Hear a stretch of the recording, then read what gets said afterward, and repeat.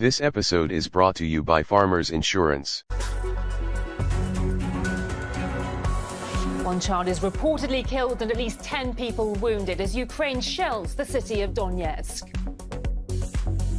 The Kremlin confirms high-level Russia-Turkey talks to take place in the southern Russian city of Sochi on September the 4th. A French diplomat defies the will of Niger and refuses to leave the country despite the new government's ultimatum and statements that he is no longer welcome.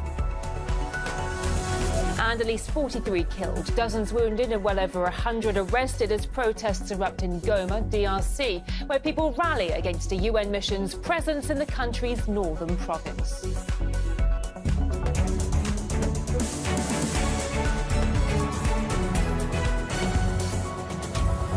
A very power on and on.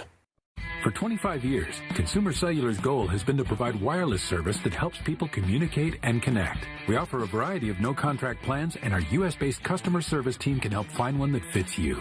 To learn more, visit consumercellular.tv.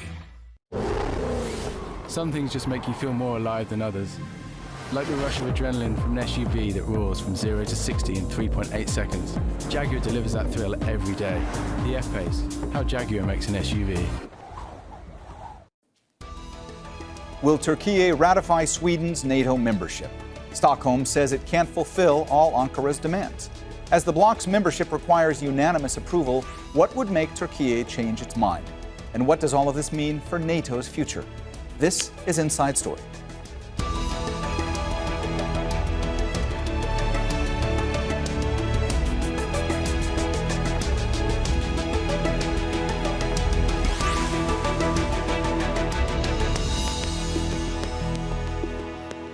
Hello and welcome to the program. I'm Mohammed Jamjoum.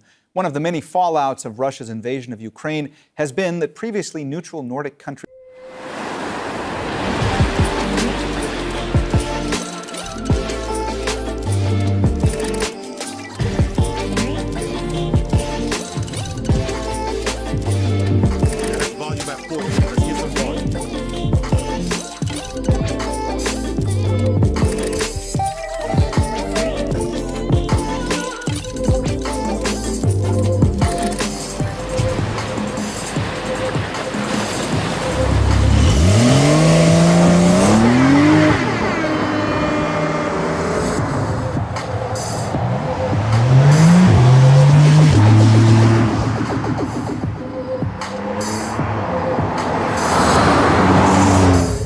So setting off here in the 2023 Integra. So the first thing you notice about this, well, you have a really nice low transmission here, and it's a really nice manual. It's the Tremec TR6060, and so very good shifts. And I actually started out this day on the track in these, both the manual and the auto, and they feel fantastic on the track. I'll elaborate more in a little bit, but man, these things are wild on track.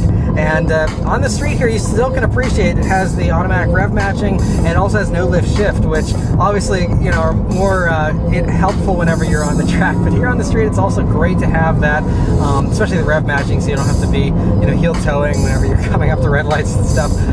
It's really great. So other things here, you know, it's the same kind of setup as any other CT5. So as far as visibility goes, you know, you still have really good visibility forward, good view out of the sides. So you feel these little narrow side mirrors, but you know, totally easy to get used to, and I think they look really cool, so it's worth a little bit of a sacrifice of not having an enormous mirror. And the view out of the back is also good too. So, you know, it's very easy to daily drive. And another thing to note about the manual here is the clutch throw is pretty natural feeling, and I mean, you know, the first few times you might take a little bit of getting used to, but once you're used to it, it's very easy to be smooth with. It's not overly heavy or anything, which is really impressive considering we're dealing with a clutch that has to deal with, you know, almost 700 horsepower. It's, you know, pretty great that it's not, you know, super heavy. You're not having to do a leg workout just to move the clutch. But otherwise, so I'm just in the normal tour mode right now. So the exhaust is in its quietest setting.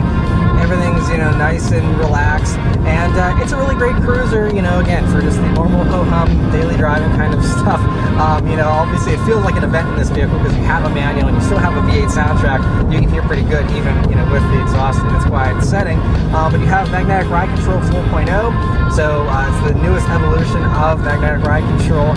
And in tour mode here, it really does a good job of soaking up bumps. Now, I'm not having any kind of aggressive potholes. These roads are fairly well taken care of, although there's some, you know, little grooves in them and stuff here. I also love the shifter and just how precise it is too. It's very easy to find all the gears. I did notice it was tricky to find fifth whenever you're parked, but I can tell you that when you're at speed, getting into fifth gear is very easy. I was going on the one back straight there, going into fifth at full throttle, and you know, I hit it every single time, never missed a shift in this thing with my half day of track driving. It was really, did a great job there. So a very precise and nicely weighted transmission. Feels really substantial too. It's not some little toy shifter, you know, it's a real good mechanical heavy feeling shifter, but not overboard with the heaviness or anything. But even in tour mode, it has a nice growl to this engine, of course. I mean, it's hard to hide, you know, 6.2 liter supercharged V8. But, you know, one thing I was looking for is with the exhaust in its quietest setting, trying to hear any kind of supercharger whine here. And it doesn't seem like there's much, so we'll even go up into fifth here. Let's add the extra bass. You hear a tiny bit. It's a tiny bit more than you get in a GT500, but it's still a far cry from the insane supercharger whine you get in Hellcats and things like that, which I personally love. So if it were me, I would like to hear more supercharger noise, but I'm not going to complain. I'm still hearing a sweet V8 soundtrack behind me.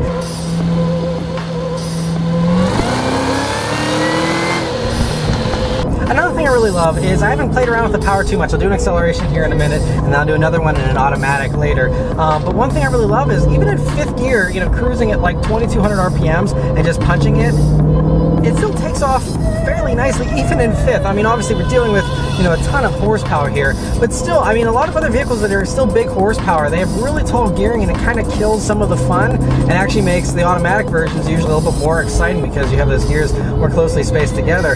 But in this, the gears seem to be fairly close. Again, I will test that out some more here throughout the course of my afternoon of driving. But yeah, and I mean, as you can hear, the rev match works flawlessly every time. But I'm going to put it into the V mode here, so everything's turned up to its more aggressive settings, including the exhaust. And yeah, let's turn down onto this back road and see how it does in the manual. Here we go.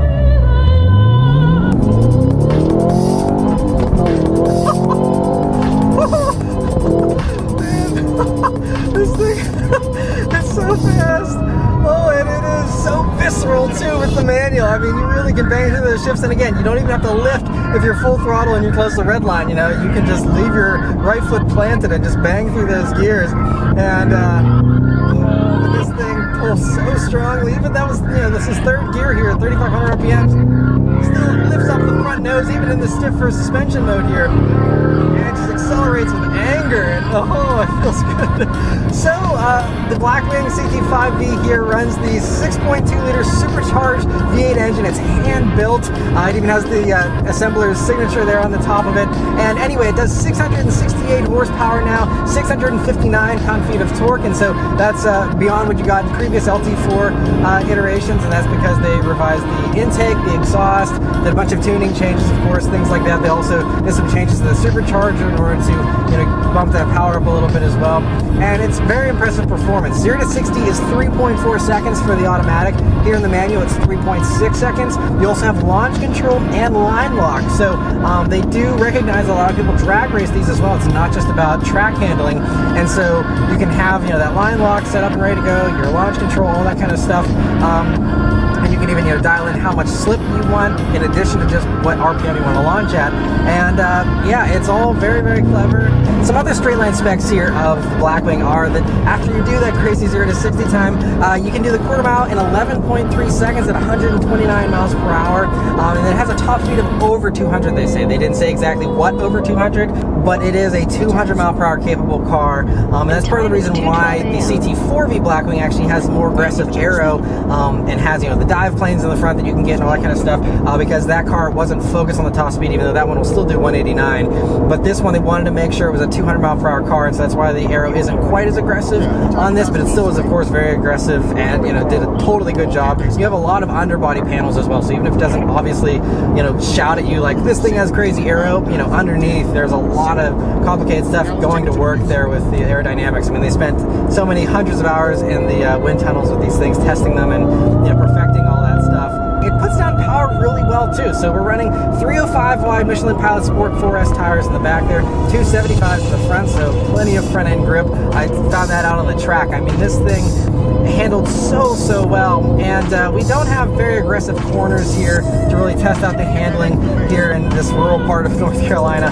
But you know, on the track it was really impressive. Now, I did the Cadillac V Performance Academy a few years back, so I have a decent amount of seat time in the ATS-V and the CTS-Vs on track, being pushed with instructors and doing 2 days of track driving in those. And so I feel like I have a pretty good handle on how a CTS-V felt on track. And this, I was really shocked at just how much better this is. It is really impressive how it feels more eager to dive into corners. You have more front end grip. You have better power delivery there in the back. It really puts down the power better. The CTS-V, I felt like I was kind of managing the tail a lot more, and it was wagging around a little bit more. I also feel like it felt a little bit like there was a little bit more weight to it, even though the curb weight, by the way, on these is identical to before. It's 1 pound heavier for the CT5 over the CTS.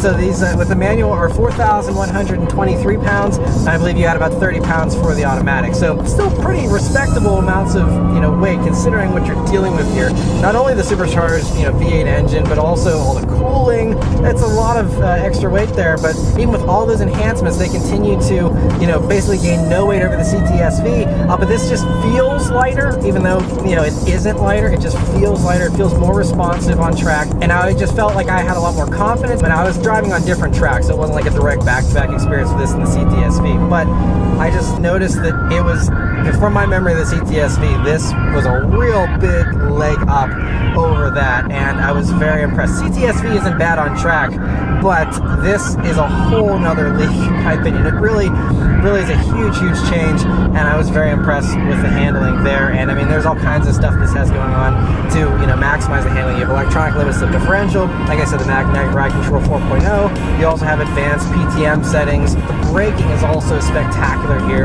in the Blackwing CT5. So you have 6-piston front Brembos, 4-piston rear.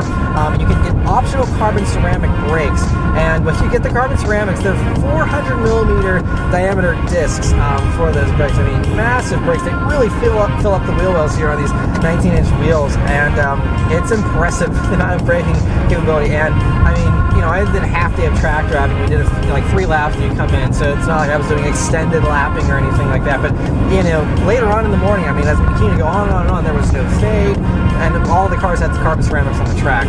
So I can't really speak for the normal steel rotors, but they're actually not much smaller for the steel rotors. It's only a few millimeters smaller, so I'm sure there's, you know, not really much compromise there. It just comes down to, you know, preference as far as, you know, what you want. You can, of course, now with the V modes here or the My mode, you can dial in exactly how you want the brake feel to even be. So as far as how much pedal travel and the responsiveness of the brake, you can custom tailor that now just with the software, which is super cool too. Do another acceleration because it's too much fun not to. Let's see, even it wanted to wag the tail there, even just in first.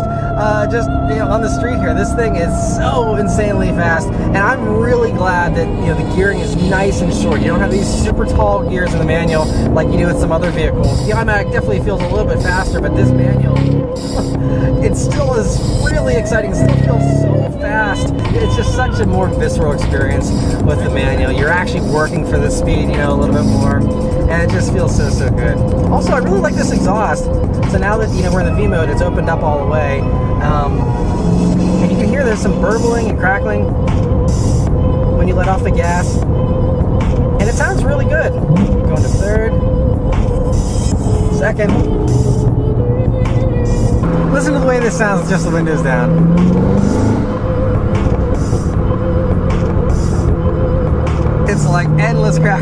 pops after you let off. It sounds so good. So even when you're driving slow, you can just enjoy this, especially the windows down. You can hear it even more. And it's great. But it's not overkill, it doesn't drone or anything. They actually use active noise cancellation to kind of get rid of some of the unwanted sounds you probably wouldn't like, you know, any kind of boominess or anything. It gets rid of that kind of stuff. And there is some speaker enhancement as well that goes on to isolate, but they say there's actually a microphone that picks up the good sounds and augments those with the speakers. So you're still hearing real noise, it's just that it's coming, you know, a little bit from the speakers, but I mean, you don't need speaker help. This isn't like some artificially sounding vehicle. You have a fantastic engine, fantastic exhaust, and so that stuff just adds to the experience. I'm all for more sound. There's a little corner.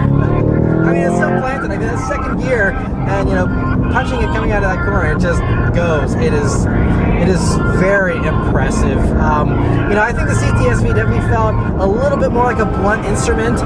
It was still, you know, really good and precise. Again, I am not downplaying the CTSV's capabilities, but this, again, just in every way, I just find myself constantly being like, wow, wow. Like, it's, especially the first few laps I did, that was before the tires got a little bit greasy later into the day and stuff. But I mean, the amount of grip these tires put down, these Michelins, it really blew me away, especially on those first couple of sessions. And then, you know, out on the street here, it still is a very enjoyable experience, even if all you can do is a few quick little pulls. You know, if they're actually trying to keep your license, you can't really push this very much on the streets, but it still is a ton of fun. And even if you're just hearing that burbling whenever you're just cruising around at the speed limit, it still is more of an event, especially with this manual. If you want to add some excitement to your daily drive, go for the manual for sure. And that is another thing, is, you know, if you do like the manual, you want to keep it around, and you know, since this is the only vehicle in this segment that offers it, send that message not only to GM but to the world. Order the manual if you're getting one of these, and you know, send that message to all of them, and maybe that will encourage some to bring back manuals just for the next few years before everything gets electrified. But you know, I'm just so glad that, you know, Cadillac decided, like, look, this is going to be our big bang we're going out with for the crazy supercharged manual stuff. Like, we got to have the manual. They insisted on the manual, and thankfully it sounds like the take rate for the manual so far for the early pre-orders is very, very strong. And so I'm hoping that that continues on and people continue to order the manuals. I love how much this thing moves, even in the stiffer suspension mode. I mean, that whole nose lifts up. It is wonderful. I love that kind of drama. The back end can, you know, get a little squirrely. It's all the good things. But anyway, I'm gonna hop in the automatic and we'll see how that feels on the street. Here we go. There we go. It wanted to actually put the power down, so it didn't just smoke the tires immediately. And you can turn off traction control if you want to just smoke them right away. But whoo, yeah, it's still very, very, very impressive. Oh man, yeah, it's you know, the 10-speed automatic transmission, by the way, it's been custom tuned for this vehicle, and very, very responsive, feels really good. And this automatic is really intelligent too, so it has this performance shift logic that it has, and so if it detects that you're, you know, trying to drive in a sporting manner, it will keep those revs high, and then, you know, once it realizes you're chilling out again, then that will go away, and then it will drop down to normal RPMs even when you are in that V mode. So it's really cool because, you know, a lot of other cars, whenever you have them in their most aggressive setting, you know, they'll be constantly sitting at 4,000 RPMs, and, you know, it's insistent on, you know, giving you those crazy RPMs constantly. I like that this is smart enough to realize, okay, we'll do it for a little while, but then if you're going to go slow, then clearly you're not needing, you know, 4,000 RPMs. So it's really intelligent. A few other intelligent things with this automatic are that whenever you have it, I think, in the fully automatic mode, it'll actually shift faster than Porsche PDK in the first 4 gears, I believe. I'm not sure if that's the same for the manual, because I believe manual shifting still might be slower, but as far as the automatic goes, I mean, it's very quick, and it's also, it has an advanced algorithm for the transmission, so it's smart enough to figure out how it should deliver shifts to you. So especially when you're on the track, if it senses that a rougher or quicker shift will disrupt the power delivery and your traction, it will actually slow down the shift just for that shift shift in that situation, and then if it senses that you can have maximum attack and fastest shifts possible, then it will go in and do that stuff super fast for you. It can actually also figure out whether it should hold a year longer than normal and all those types of things too. It sounds very intelligent, and even here in tour mode, I mean, it is immediate. The throttle response is so sharp in this car as well, and so I mean, it's just immediate, since you don't have to wait for any kind of turbos or any kind of weird stuff, and this transmission is always ready to go, and it's really impressive. There's some others where there's a little bit of travel before it starts getting the idea of what you're trying to do. This, it's just like, no, there is no waiting around for this thing. And it's also impressive because, since you do have 10 gears to pick from, how it really will drop down to the most aggressive gear and really throw you back in your seat, even more so than the manual, which is a little more predictable. It's just like, you hit the gas and it goes, and just, plants you in the back of your seat. This, it plants you in the back of your seat, but it also just does it with the most intense gear possible. So it kind of just makes the experience that much more intense. And yeah, but anyway, we want to hear the exhaust, so I'll leave it in the V mode the rest of the time. Listen to all those crackles.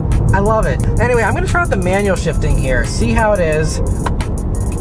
Again, everything is in its most aggressive setting. Go down to first. Here we go.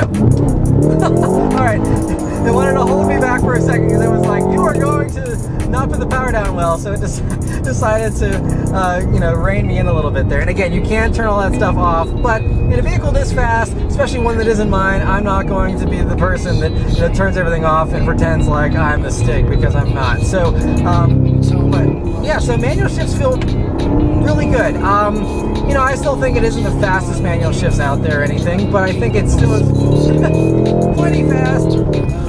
Yeah, there's a slight delay there. I do wish it was more immediate still for the manual shifts, but it's still fun to play with, and that's the bottom line. Is if you're doing this just for the fun of it,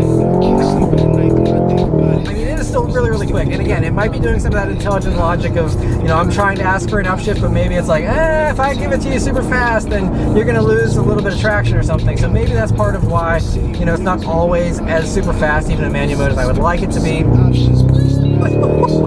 Man, the way this thing just gets gone, it is crazy. Oh man.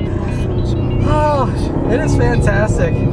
Oh, this car, oh, it's so tempting. It's another one of those vehicles where I really hate speed limits, because this thing is so capable. And just, oh man, this thing can make you sick though with acceleration, with just how intensely the automatic takes off. It is more intense than the manual, I will certainly give it that. So if you want the maximum G-force feeling, I can't fault you for going for the automatic. Any Blackwing you buy is a good purchase, and you're still supporting an awesome cause of an awesome performance vehicle, and a vehicle that, again, is not going to be around much longer. And so, enjoying these things while we can, whether it's automatic or manual, it's just awesome. We get the Iranian nation on this moment. They call it a historic development and a strategic success for Iran's foreign policy. Well, of course, the announcement...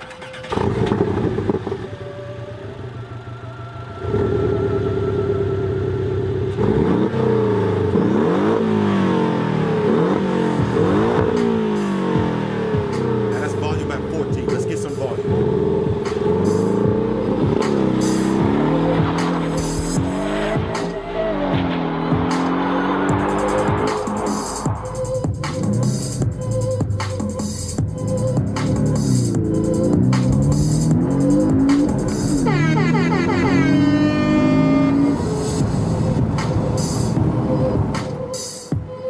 So setting off here in the 2023 Integra. So the first thing you notice about this, well, you have a really nice slow seat. Also with this good handling, direct steering, the car is light and it also feels light. Sits so well on the road. You feel it's a long car. Therefore, when the corners get very narrow, this one was still quite okay. When they are too narrow, then you feel the long wheelbase as well. Other than that, a super sporty handling, and in this pure electric mode, it's already so much fun. Look at that, how I can steer it around, and I just hear the wind. Everything else is silent, and that's just, this is such a great feeling. At the same time, putting it in sports mode. Combustion engine is active. Then you have more boost. Go faster, get the maximum acceleration out there. Always pay attention to the cyclist. Also sound, combined from the real engine and from the sound actuator here inside the cabin. And then you have, you know, a boost like with a very powerful pure electric car. It feels really like that because in the front, the electric motor is still pulling us, whereas the engine in the rear is pushing us, working then as a seamless all-wheel drive system. Wow, really cool. Using shifting pedal is also possible. Then I can also get some nice sound just out of a 1.5 liter turbo petrol engine. Enjoy. Here, starting with the steering. You see, I don't have to steer that much. It's really easy to steer. It doesn't give me the best connected feeling, but it's actually quite okay. Here, maybe it's, you know, it lets you lay a little bit. Although it's a little bit higher, but actually quite cool. And I mean, this is almost like a rally heritage we have here now. So it's actually quite a lot of fun. Pretty cool. Found some interesting roads here for you. Why not?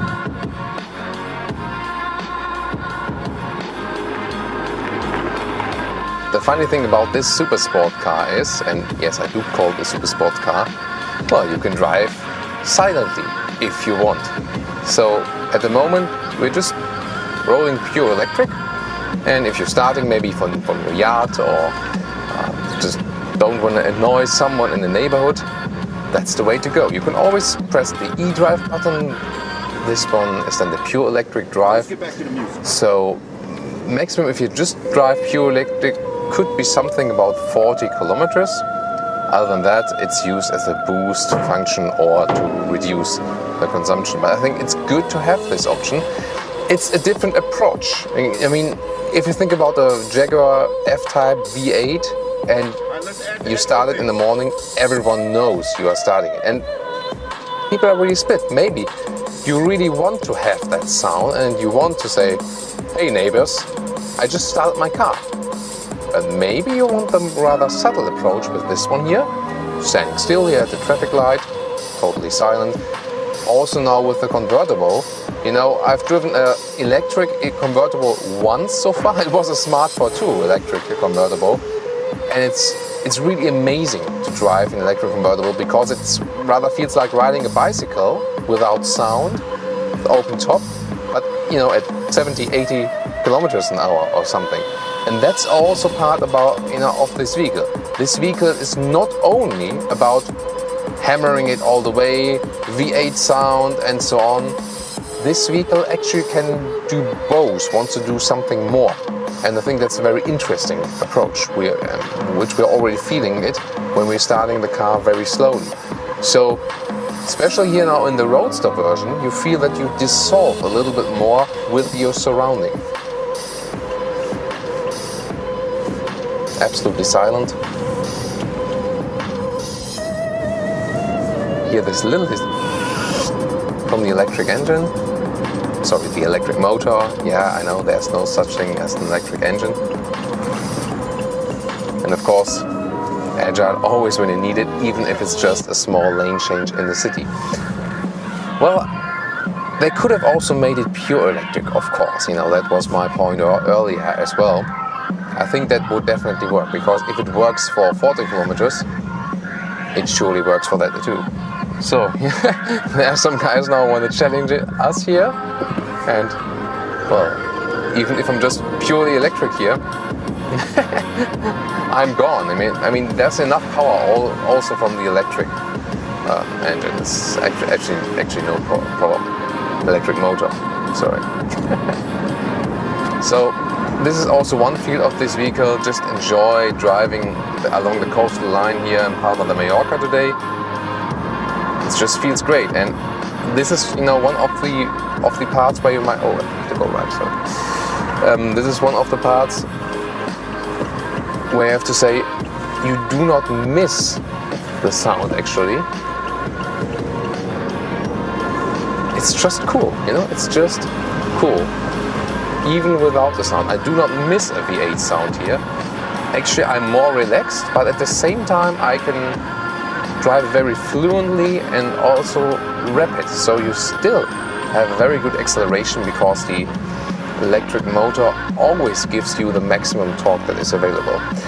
It's interesting also what I've done with front wheel drive and rear wheel drive, because the engine is powering the rear wheels and the combustion engine and the electric motor, the front wheels. There's no physical connection between those. You know, as I said earlier, therefore you can also add up the horsepower figures. And they are actually playing together. But if I'm just in the electric mode, then I just have a front-wheel driven super sports car, which is, again, really peculiar, isn't it? Okay, thanks a lot.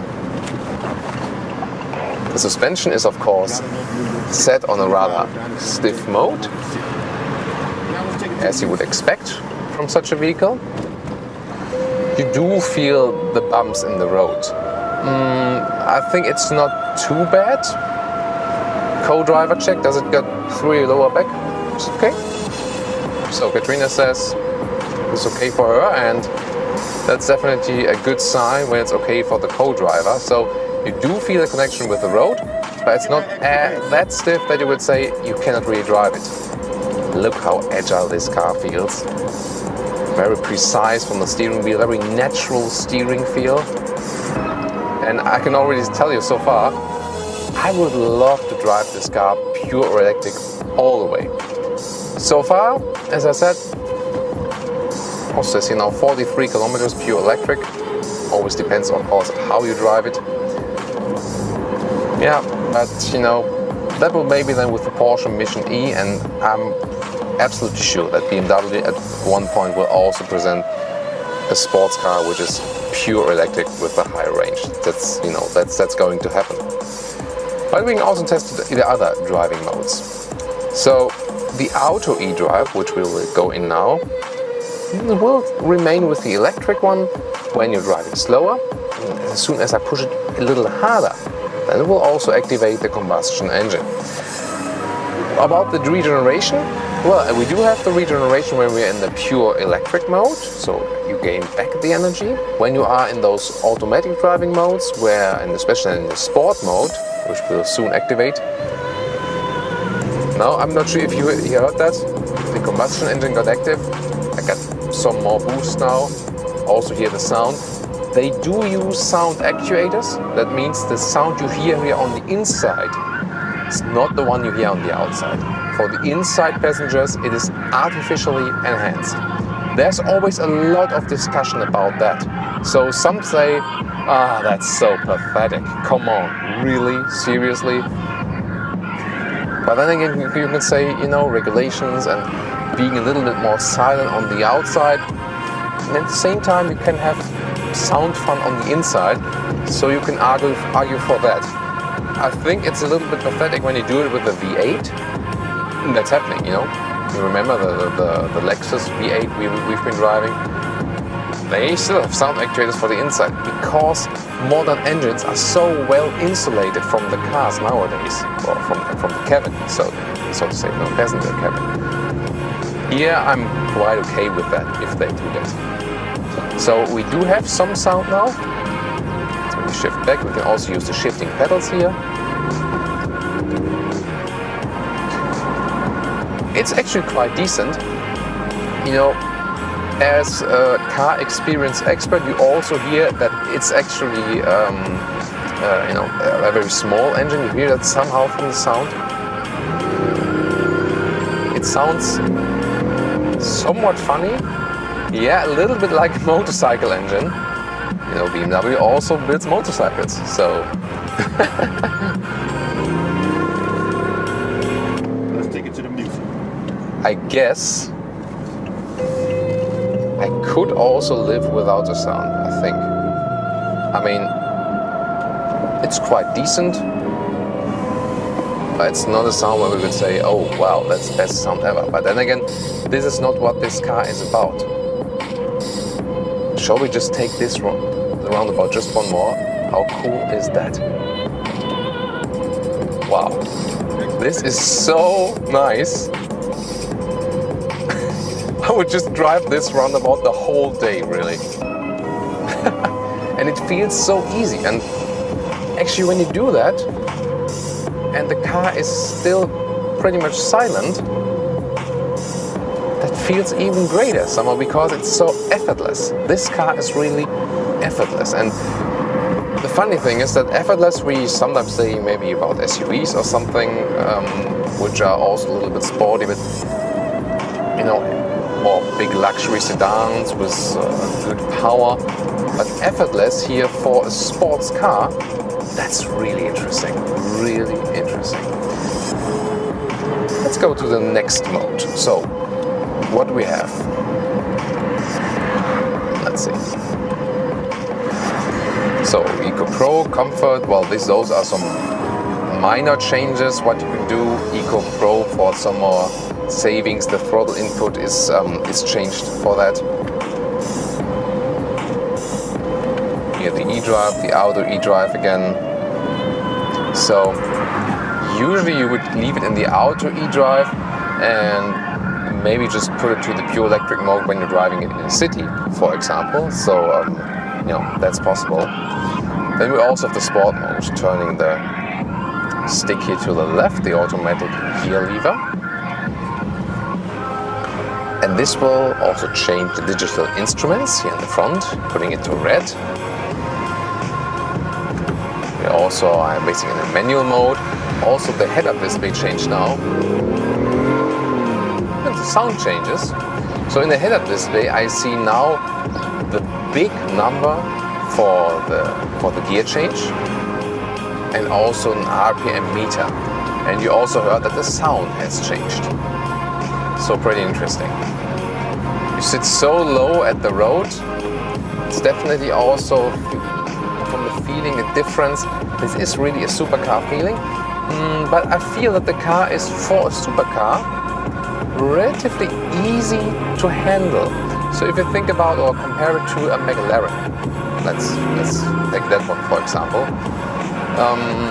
This one here again has less effort, so it's easier to drive. So if you have never driven a super sports car and you just sit in this one here and start driving, you know, you won't feel like, oh, I can't do this, this is too hard, it's too complicated. This will still be fine for you, I can tell you. And this is also a very interesting approach, making it easy for the driver to get to know this vehicle. Wow, this car is so much fun, and especially now with the open top, I would of course always choose the Roadster over the Coupe. Shifting back with the pedals now, shifting up. Wow. Yeah, I mean, you have some more boost in the sport mode. 4.6 seconds is the acceleration figure to 100 kilometers an hour or 62 miles an hour. That's about 0.2 seconds slower than the Coupe. But I mean, you can easily live by that. Oh, the police is getting some fish. So maybe we should pass the police now with a very loud acceleration. What do you think, guys? Should I do that? We just keep it very steady. We want to keep on with this review. Of course, we also want to test the acceleration here, right? So now it also gets interesting about the wind features. So far we were driving maybe like 70 or something, 70 kilometers an hour, and it was not too windy in here, so quite good. And now it's doing acceleration from next police. Sorry. So this is so effortless. I mean, just plop and we're there. Really cool. Maybe some 80 to 120. Oh, that's it. So that went so quick. And now at 120, well, it's getting a little bit uncomfortable here. Wind, noise and turbulations wise, you feel it particularly in this area. Well, this rear window we have there, let's get back to the normal mode. You have different different modifications for that. So you can have it all the way up, like this. You can put it all the way down, and then there's a recommended position, like just a little notch. I didn't feel too much. Did you feel any difference now? Well, I didn't feel too much difference. It's more about the speed you have, but they say that in this middle position it wouldn't be the best against wind turbulences. 90 kilometers an hour is still quite okay. So if you think about just something below 60 miles an hour, above that you feel the wind. I mean, if you are in California, like the majority of the customers of this vehicle, I mean, you usually have temperatures like these, you know, at 25 degrees here. That's Fahrenheit, I think, in the 80s or 90s even, something like that, I think 80s. I'm not the best with calculating that one. And, I mean, but then again, probably most time you wouldn't drive that fast anyway. Again, really stable on the road, of course, this car. This speed is nothing. Interesting also that even if I go to the electric drive, we can drive pure electric with the maximum speed of 120 kilometers an hour. That's totally enough then with the electric. If I want to drive fast, I mean, here for example, when we're not in Germany, most of the time we're not allowed to drive faster anyway. So I can also accelerate just in the pure electric mode. And what I would be interesting now is when I really hammer the throttle, does the car stay in the electric drive mode? No. So this is a question of philosophy. We do have some plug-in hybrids which stay in the pure electric mode, and there's also enough power available. Just maybe not at the highest speeds. But then again, we have seen, for example, also the Porsche Panamera hybrid. They have a resistance in the throttle then. And when you hammer it all the way through, it's the same here. Then also the combustion engine gets activated for the maximum boost. And that's the same which is also happening in the sport mode. You get the maximum boost by combining both motors. And what's really astonishing is that how seamless you have the transition between those different modes. So you don't really feel it. The characteristic of this car is also not too different depending on front-wheel drive, rear-wheel drive or all-wheel drive, because the car sits so well on the road and is so effortless and smooth and sporty to drive. You don't feel so much difference than from where the power is coming from. And there's, you know, a constant transition between all of those. Well, what is also interesting, when we close the roof now, oh, we can't do that here, that's too fast. So we can do it at about 50 kilometers an hour maximum. So I'll show you that very soon. Because I also want to tell you something about the noise insulation and when the roof is closed, but of course, I mean, I can't close or open it at this point, yeah. And it's a funny thing. I mean, I would have never thought about doing it in a convertible, but this car, you know, it's so seamless and effortless that you basically think everything is possible. So really nice in the driving characteristic. Well, what about long-term driving or road trips? I mean, those are sport seats. They have a little bit more shoulder support here in the Roadster if you compare it with the Coupe. I mean, I would not recommend it for hours and hours and hours. Considering it's a super sports car, I'm okay with the seating comfort. You too? Yeah. Okay, so co-driver proof as well. But of course you cannot compare it in the comfort with a really good seating position you have somewhere else. You have to make a compromise at some point, and when you sit so close to the road, well, that's what you get. But considering this segment here, I think it's also pretty decent what they did there. Look at how stable this car remains also at higher speeds. It's really amazing. So let's try something more again, going to the sport mode once more. Oh, radar camera sign, so that's the perfect road then to test the acceleration. What about somewhere 70 kilometers to 100? Let's go.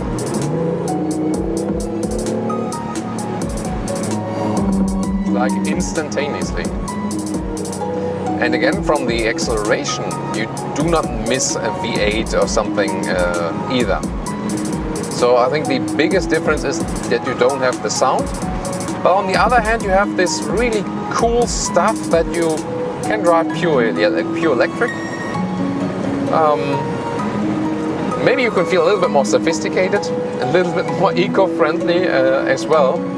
You can even commute to work pure electric. And you can say, hey, you know, I got an electric car. It's an i8. I mean, that could really work. No? Why not? So, a good car to travel to your office in Silicon Valley, for example. Well, if they have put maybe some less cows on the seats, that would be even more or more suitable for the sustainability idea. But I think the overall idea shows the transition, that it's going in the right direction, by the way. So in front of us a car that you might, you know, more people might be able to own, Hyundai Kona, also in our review at the moment, so you can join that review as well. So, cruising is also fun here in this car. Good traveling speed is something about 70 and 90 kilometers an hour, I would say, that you can really enjoy it also without being too loud. Funny thing is also when you look to the rear mirror, to the side mirror here, and you see this aerodynamic design line I've explained to you with the exterior. It looks like the roof would not have been opened or closed properly. You would say, there's something broken with the car. You know, when you look in the mirror, see that? See that? Oh my God, my car's being ripped apart. That's how it looks like. But that's how it's meant to be. At least from this perspective, it looks pretty weird. So rest assured, that's not a real problem. So there's a normal cruise control inbuilt here too. I mean, if that's a vehicle for 170,000 euros, which we're driving here, it also should have this stuff in, you know. Also like a blind spot monitor. I mean, you could say, yeah, pure sports car and stuff, but come on, seriously. Just put those assistance systems in the car when you pay so much money for a car. I mean, lane keeping assist, I can argue with that. That some might say, this is influencing my driving too much or something, you know. Good example here now with a BMW M, the total contrast to this car. Passing us then with a big V8 raw, for example. And if you're sitting in here, you really do not miss that at all. So I find that, you know, the solution or the whole concept of this car is pretty cool, actually. And you don't have so much less comfort than in another convertible. Of course, you drive a big chassis without you around. But then again, as long as you're inside the car, then people can look from the outside, and this is of course somehow also a show-off car, but definitely a show-off car in another way, not in the classical way. So I would say we do one more acceleration, and then we're off to some countryside roads. Or maybe we can still show you that now. Let's get it off here. The GPS, by the way, is pretty easy to follow. I like that with BMW. So GPS from the Volkswagen Corporation, so VW, Audi, Seat, Skoda, and the BMW GPS. To me, they work the best as how they lead you in the way. Talked about it recently with the Mercedes GPS software. We usually have one point in a driving event where we are misled at some stage, and that's not happening here. So now where the car is really at home, let's check that one out. And first again, pure electric. When I raise the throttle foot, I can also see how the car is recuperating, recharging. Now being pulled from the front wheels. Agile and fun to drive. I mean, isn't the concept of an electric convertible just superb. I think you could even more enjoy the surrounding. And definitely also others. I mean, even if you like an V8 sound yourself, do you like it when you're sleeping in your garden, maybe, you know, on a chair? Maybe not. So this car really also thinks about others and not only saying, you know, I'm just focused on what I'm doing myself. I think that's a very interesting aspect of this vehicle. So great here in this electric mode again. Direct opposite from electric mode again back to the sport mode. Again boosted by the speakers. In the 2011 New Models series from Hot Wheels, this is the Hammerhead, designed by Dale Earnhardt Jr., who should be designing cars instead of racing them, because this looks like a really cool car that I want to own. Clearly a practical daily driver, it's got a giant orange windshield that allows you to see out and also look in to admire the engine. The styling is that of the Batmobile mixed with a flamethrower. Pretty much a win-win combination if you ask me. I can only hope that Hot Wheels isn't hogging this design all to themselves. This one needs to be made. I expect to see this car on the city streets at some point in the future. How is it that monstrosities like the Pontiac Aztek get made and sold to the public, yet the Hammerhead is too small to drive? What is this thing powered by anyway? Hopefully light beer. When someone buys you one by accident, instead of just pouring it on the floor when they aren't looking, you could power your car. The Hammerhead. I like the fire on the side. I like everything about this car. I think it's pretty cool. It's got a silver interior, and you aren't missing anything with that giant windshield mirror, glowing bright orange, shooting flames out from the side, emitting the smells of a brewery. It's the Hammerhead from Hot Wheels, designed by Dale Earnhardt Jr. Does he drive an Aztek?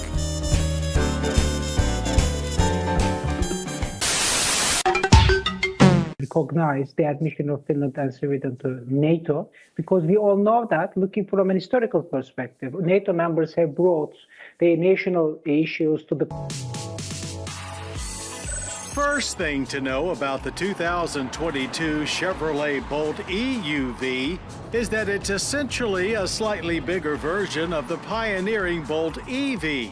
It's 6.3 inches longer, but more importantly, there's an additional 3 inches of wheelbase, which provides more space inside. Second thing to know is there's no all-wheel drive, so it's more of an urban utility vehicle, designed with the space and comfort to make daily task and weekend errand running easier. So it's not a utility intended to get you far off the beaten path. Back when we first tested the Bolt EV, we felt that it was very utility-like. Now, of course, the EUV has made it even more so. Though oddly enough, all of that additional room grows passenger comfort was the EUV's priority. While it shares the same basic profile shape, the rear doors are noticeably longer. But the EUV brings a lot more than just additional rear seat legroom. It arrives with a load of updates, many shared with the Bolt EV. The hood, as well as both front and rear fascias, have been tweaked slightly. Headlamps are updated and there are new wheel choices. Inside, there's a new dash with updated infotainment touchscreen that's now 10.2 inches, as well as a different control layout. While the center console now rises to meet the dash and replaces the shifter with a row of buttons, including a new one for one-pedal driving. The EUV was also the first non-Cadillac to have Super Cruise available in top Premier trim naturally.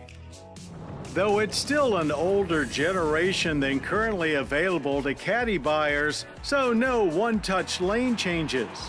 Premier trim also includes leather seating, surround view camera, and heated steering wheel, though wireless phone charging is standard on all.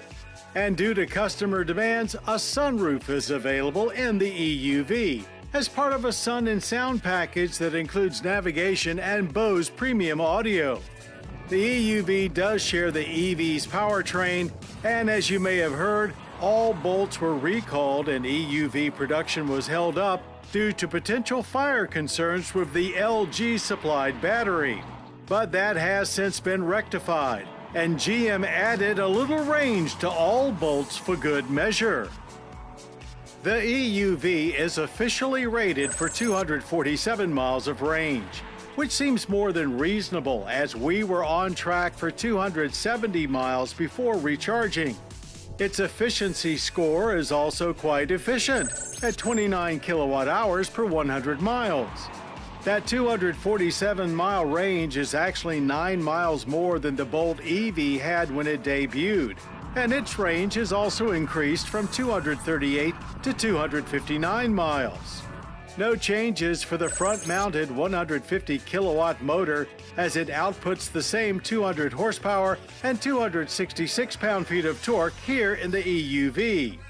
The EUV's bigger size equates to a slightly slower 0 to 60 time of 7.2 seconds, but it still feels quite peppy compared to traditional small ICE crossovers. Still, keeping the accelerator pinned for the entire quarter mile is not exactly thrilling, as power delivery stays more moderate than aggressive. But the hyper-responsive steering does keep things interesting. Our best pass was 15.7 seconds at 90 miles per hour.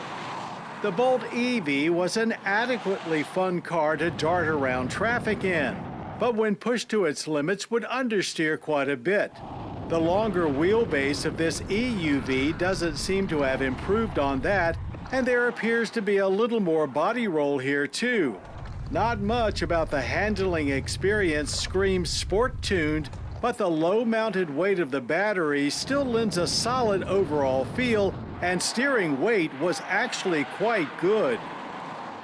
Panic braking stops from 60 averaged a longish 120 feet, with significant nosedive and lots of ABS pedal pulsing.